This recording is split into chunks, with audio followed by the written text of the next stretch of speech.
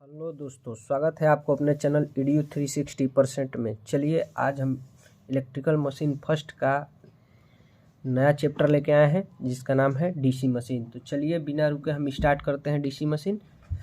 तो मशीन क्या होता है? मशीन होता है वह डिवाइस जो किसी कार्य को आसानी से कर दे और साथ ही साथ समय की भी बचत करे, मशीन कहलाती है। मशीन क्या कहलाती है?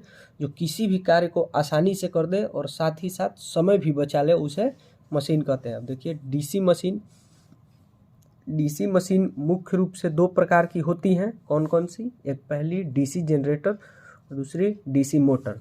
तो डीसी जनरेटर क्या होती है? डीसी जनरेटर वह इलेक्ट्रिकल मशीन जो मैकेनिकल एनर्जी को इलेक्ट्रिकल एनर्जी में चेंज करने का काम करती है, वो डीसी जनरेटर कहलाती है। डीसी जनरेटर क्या कहलाता है? वह इलेक्ट्रिकल मशीन जो मैकेनिकल एनर्जी को इलेक्ट्रिकल एनर्जी में चेंज करने का काम करती है, वो डीसी जनरेटर कहलाती है। और डीसी मोटर वह इलेक्ट्रिकल मशीन जो मैकेनिकल एनर्जी को वह इलेक्ट्रिकल मशीन जो इलेक्ट्रिकल एनर्जी को मैकेनिकल एनर्जी में चेंज करने का कार्य करती है, वो डीसी मोटर कहलाती है। देखिए अब कंस्ट्रक्शन ऑफ मशीन देखते हैं क्या होता है।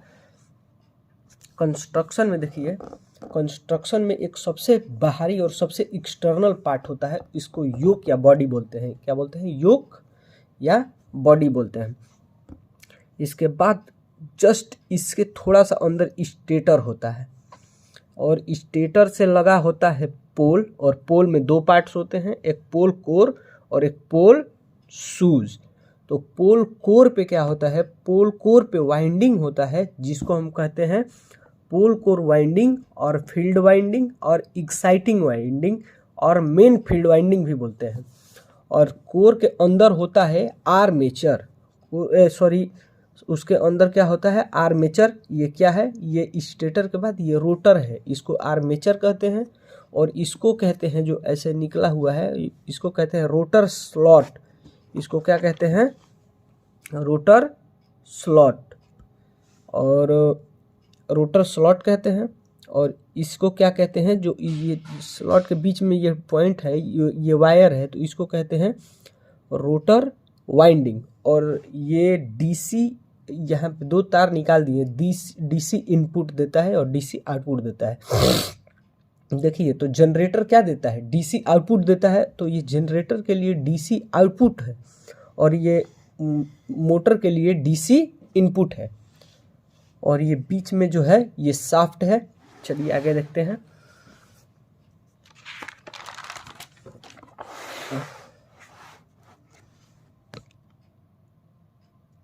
देखिए ये जो ये है, ये उसके दोनों साइड लगा हुआ है, इसको हम इंड प्लेट बोलते हैं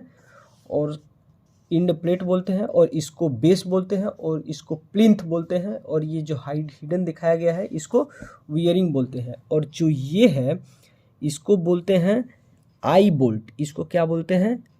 आई बोल्ट। चलिए अब एक एक करके देखते हैं। डीसी मशीन के मेनली दो पार्ट से मिलकर बना होता है। डीसी मशीन मेनली कितने पार्ट से मिलकर बना होता है? दो पार्ट से मिलकर बना होता है। पहला होता है स्टेटर और दूसरा होता है रोटर। चलिए देखते हैं स्टेटर क्या होता है, रोटर क्या होता है, स्टेटर के पार्ट्स क्या होते हैं और रोटर के पार्ट्स क्या होते हैं। स्टेटर डीसी मशीन का वह पार्ट जो हमेशा स्थिर रहता है, स्टेटर कहलाता है। और स्टेटर निम्नलिखित भागों से मिलकर बना होता है। तो स्टेटर क्या कहलाता है? डीसी मशीन का वह पार्ट जो हमेशा क्या हो? स्थिर हो, वो घूमे ना, उसको क्या कहते हैं? स्टेटर कहते हैं। और स्टेटर के निम्नलिखित भागों से मिलकर बना है। स्टेटर निम्नलिखित भागों से मिलकर बना है। देखते हैं कौन कौन है। पहला है योक, दूसरा है पोल कोर। देखिए ये जितने भी हैं ये घूमते नहीं है। पहला है योक, दूसरा है पोल कोर, तीसरा है पोल शूज, चौथा है पोल कोर वाइंडिंग और मेन फील्ड वाइंडिंग और एक्साइटिंग वाइंडिंग, और चौथा है पांचवा है आई बोल्ट, और छठवा है इंड प्लेट। तो देखिए अब एक एक करके इन सभी के बारे में पढ़ते हैं। तो योक क्या होता है? योक क्या होता है? योक डीसी मशीन का सबसे बाहरी हिस्सा होता है जो डीसी मशीन के समस्त भागों जैसे पोल वाइंडिंग और रोटर आदि को एक्सटर्नल चोट से रक्षा करने का कार्य करता है। योक क्या करता है? योक जो होता है वो डीसी मशीन का सबसे बाहरी आउटर मोस्ट पार्ट होता है, जो कि डीसी मशीन के इंटरनल पार्ट को रक्षा करने का कार्य करता है। तो देखिए डीसी मशीन का जो योक है उसका भी कुछ काम है। तो डीसी मशीन का योक का क्या काम है? तो देखिए देखते हैं। डीसी मशीन का योक फ्लक्स के फ्लो के लिए लो रिलेक्टेंस पाथ देता है। डीसी मशीन का योक क्या करता है?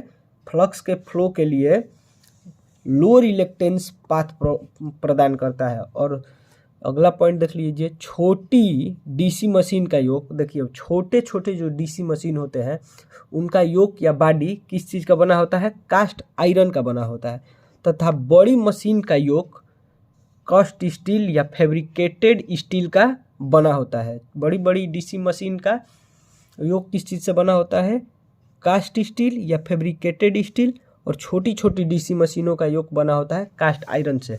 चलिए आगे देखते हैं।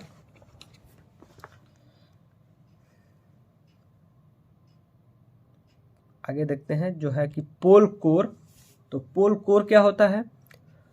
तो पोल कोर योक के साथ जुड़ा रहता है। पोल कोर किसके साथ जुड़ा रहता है? योक के साथ जुड़ा रहता है।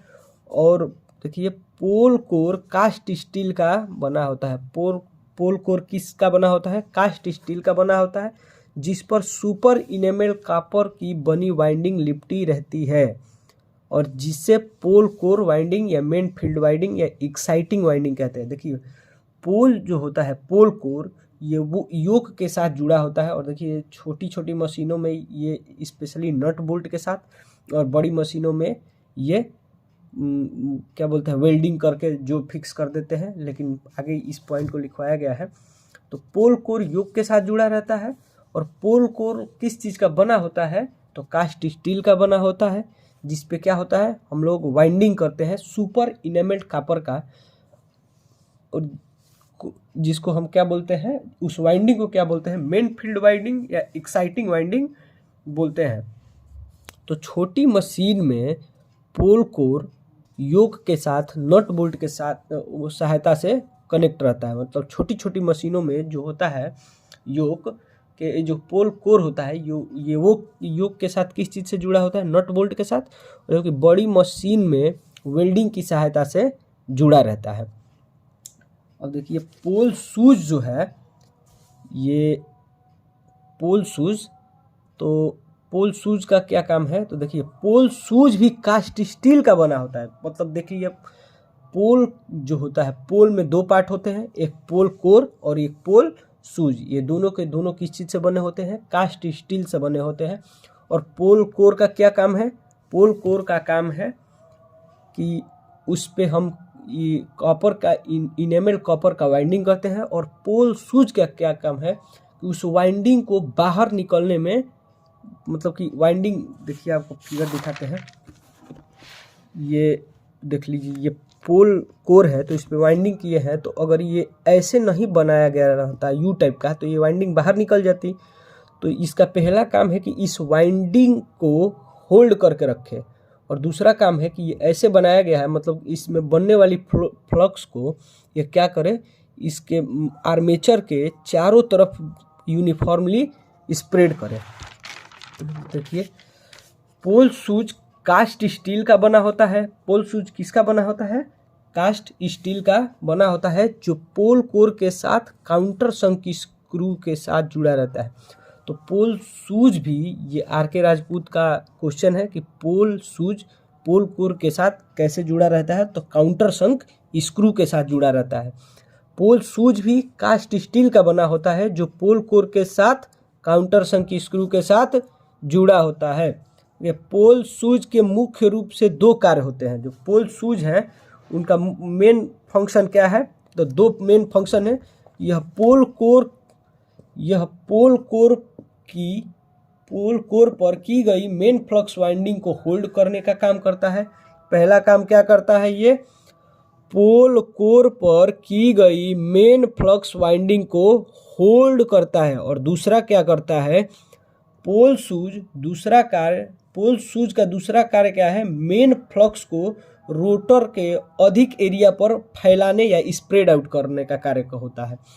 पहला है कि ये पोल कोर मेन फील्ड वाइंडिंग को, पोल शूज क्या करता है, मेन फील्ड वाइंडिंग को होल्ड करता है और दूसरे बनने वाले फ्लक्स को आर्मेचर पे स्प्रेड आउट करता है। दूसरी, अब अगला देखिए आई बोल्ट।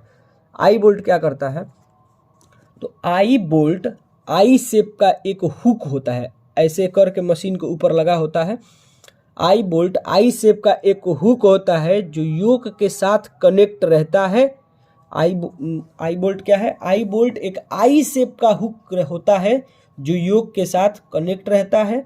और इसका फंक्शन क्या है, इसको लगाया क्यों गया है मशीन में, तो आई बोल्ट का मुख्य कार्य मशीन का ओवरहॉलिंग क्या कहते हैं, जैसे किसी मशीन के हर एक पार्ट को खोल के और उसको मरम्मत करना ही ओवरहॉलिंग कहलाता है। तो आई बोल्ट का मुख्य कार्य मशीन के ओवरहॉलिंग करने के लिए हुक की सहायता से डीसी मशीन को लिफ्ट करने का काम करता है। देखिए आई बटन का काम मशीन को लिफ्ट करना है, आई बटन का काम मशीन को लिफ्ट करना है, और लिफ्ट ओवरहॉलिंग करने के लिए या एक जगह से दूसरे जगह तक ले जाने के लिए भी किया जा सकता है। अब देखिए इंड प्लेट क्या है, इंड प्लेट डीसी मशीन के दोनों सिरों पर लगी हुई एक प्लेट है। इंड प्लेट क्या है, डीसी मशीन के दोनों सिरों पे लगी हुई एक प्लेट है। इसी इंड प्लेट के साथ बॉल बियरिंग लगी होती है। इसी इंड प्लेट के साथ क्या लगी होती है, बॉल बियरिंग लगी होती है, जिससे शाफ्ट कनेक्टेड रहता है, जिससे क्या रहता है, शाफ्ट कनेक्टेड रहता है। बहुत बहुत धन्यवाद दोस्तों, चलिए मिलते हैं अगले लेक्चर में।